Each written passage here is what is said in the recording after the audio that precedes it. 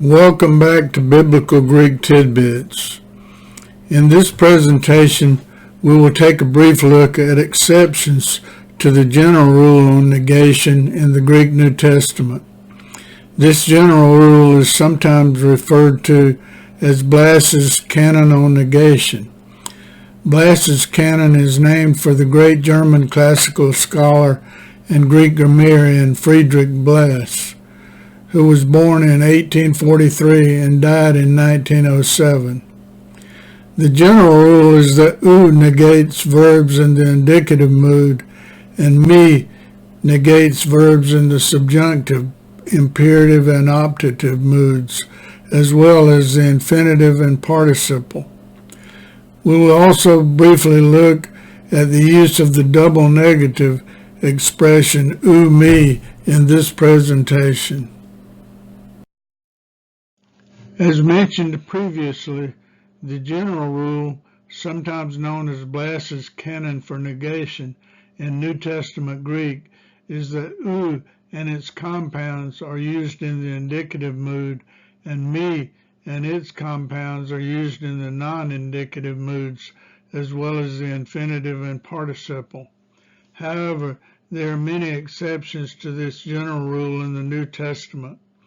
In the following slides, we will concentrate on these exceptions to the general rule. First, we'll take a look at the references used in the preparation of this presentation. Here's a list of references used for this presentation. If you want to take a closer look, please pause the video. The negative particle u is used before words that begin with a consonant. Uk is used before words that begin with smooth breathing vowels. Uch is used before words that begin with rough breathing vowels. Me does not change its form based on the form of the following word. Uchi is a strengthened form of u, and miti is a strengthened form of me. For example, we have Luke 4:22. Uchi ias estin Yosef utas. Translation, isn't this Joseph's son? Also John 8:22. Miti apaktini efton. He will not kill himself, will he? Note, in both of these examples, the negatives are used with the indicative mood. Here's a question from the Gospel of John, John 7:31b, with verb in the indicative mood that is expecting a negative answer. A Christos atan elthi mi pliona, semia piisi on utos epiisen. Young's literal translation, the Christ, when he may come, will he do more signs than these that this one did? Another question from the Gospel of Matthew, Matthew 7:9c, with verb in the indicative mood that is expecting a negative answer. Etis estin eximon anthropos on etisi a ias aftu artan mi lithon epidosi aftal. Young's literal translation, or what man is of you, of whom, if his son may ask a loaf, a stone will he present to him? Certain second-class conditional sentences are exceptions to the general rule. The protasis, as well as the apodosis of a second-class conditional sentence, uses the indicative mood. When the protasis uses a negative particle, it is usually me. There are two instances, according to reference 8, in which the negative particle u is used in the protasis of second-class conditional sentences. See Matthew 26:24 and Mark 14:21. The idiomatic expression me sometimes occurs in the protasis of second-class conditional sentences. This idiomatic expression sometimes means but, except, or if only. See reference 12. Definitions under definition 6 for E, combinations of E with other particles. We're interested in those cases where me negates the protasis. The use of me in the protasis of a second-class conditional sentence is expected since the protasis is a potential circumstance, that is to say, that which might have been. See reference 8 for a discussion of this point. Example 1. Ke imi e kalabothison e imere e kine ug an esothi pasasarx. Matthew 24:22a. Young's literal translation.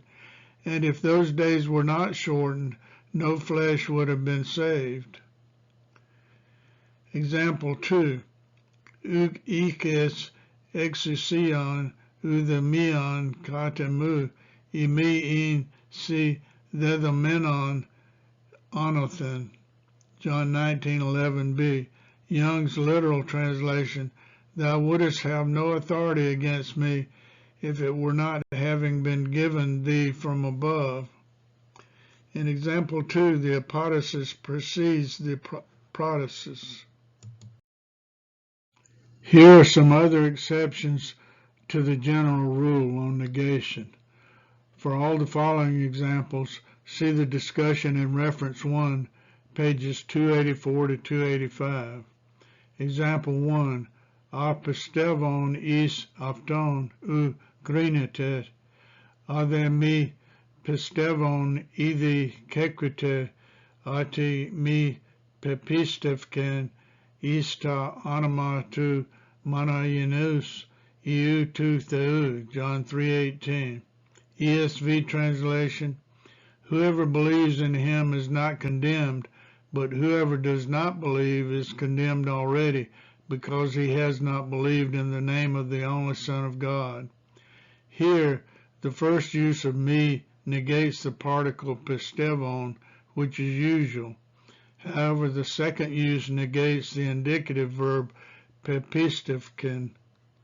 Example 2. Kepon pneuma ami amalayi ton iisin ektu theu ug esten. 1 John 4:3a. ESV translation. And every spirit that does not confess Jesus is not from God. Here, me negates the indicative verb amalayi. See a similar use in 1 John 5:10. Example 3. Amistotas keuk on pimin. John 10:12. Young's literal translation, the hireling and not being a shepherd. Here we have the negative particle uk negating the participle on. Example 4. Keu kraton tin kephalin. Colossians 2:19a. Young's literal translation, and not holding the head.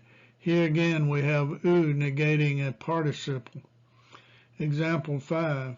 Ugar ekrina ti idena and imin. 1 Corinthians 2:2. Young's literal translation, for I decided not to know anything among you. Here we have u negating the infinitive idena. Example 6. Estin the pistis epizomenon hypostasis pragmaton elenkos u vlepamenon. Hebrews 11:1. Now faith is the assurance of things hoped for, the conviction of things not seen. Here we have u negating the middle or passive participle vlepamenon. The expression u me is usually considered by most grammarians to be an emphatic negative. There are grammarians that argue that this expression contains no more of a negative force than a simple negative. For a discussion of this point, see reference 1, page 283. Example 1. Eos on parelti a uranas ke iyi iota, and mia, kerea, umi, parelthi, apatu namu, eos on panda, yenite, Matthew 5:18b. Young's literal translation. Till heaven and earth pass, one jot or one tittle shall in no wise pass from the law till all be fulfilled. Example 2. Umi exelthis ekethan eoson apathos ton eschaton kadratin. Young's literal translation. Thou shalt by no means come out thence till thou hast paid the uttermost farthing. Note, in both examples, as is true of most instances in the New Testament, the negation is in the context of a non-indicative mood, the subjunctive mood in these examples. Exceptions are found in Matthew 16:22, 26:35, Mark 13:31, 14:31, Luke 21:33, John 4:14, 6:35, a second occurrence, 10:5, Hebrews 10:17, Revelation 3:5, 9, 6, and 18:14. We emphasize that the general rule for negation in the Greek New Testament is not to be shelved because of the exceptions. It is still a very useful rule despite the exceptions. However, the exceptions are important and they have been the focus of this presentation. We saw that the double negative umi is most likely used for emphatic negation, with most occurrences negating a subjunctive mood verb. However, there are many exceptions in which the negation is in the context of the indicative mood. We remind the viewer that many grammarians do not view the expression umi as emphatic. Thank you for watching this presentation. As usual, I defer to real scholars on all matters of biblical Greek.